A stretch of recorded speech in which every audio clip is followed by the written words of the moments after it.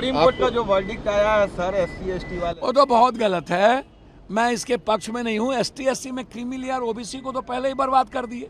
अब ST SC में criminal की बात कर रहे हैं। 1.3% भी ST SC के पास जमीन नहीं है, किसान नहीं है और रोजगार नहीं है।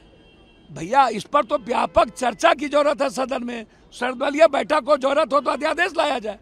और यही बात यहाँ के आरक्षण में, जब आरक्षण यहाँ 67% दिया गया तो दोनों दल के जो सरकार थे उन्होंने सही तरीके से उसको प्लेस नहीं किया, सदन में नहीं लाया, सदन के द्वारा नहीं भेजा, कैबिनेट डिसीजन में कुछ त्रुटि रह गई। तो आज जो आप दादा नाना कर रहे हैं तो उस वक्त कहां थे? और यदि इतना गंभीर है तो विपक्ष और सत्ता पक्ष मिल लीजिए, अब मिल के सदन से यहां से भेज दीजिए। हर चीज में राजनीति।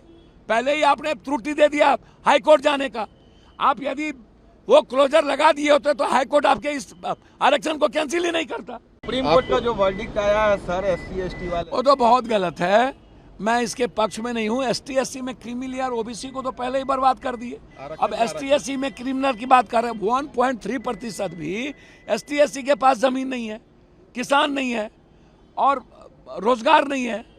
भैया इस पर तो व्यापक चर्चा की जरूरत है सदन में। सर्वदलीय बैठक को जरूरत हो तो अध्यादेश लाया जाए।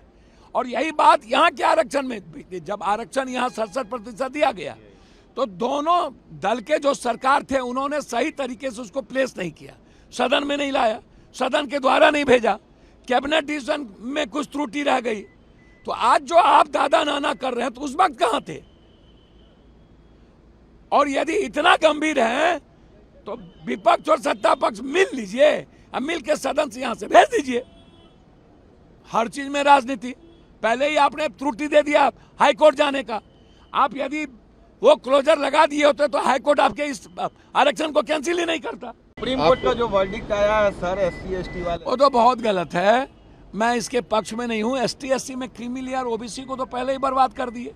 अब ST SC में क्रिमिनल की बात कर रहे हैं। 1.3% भी ST SC के पास जमीन नहीं है, किसान नहीं है और रोजगार नहीं है।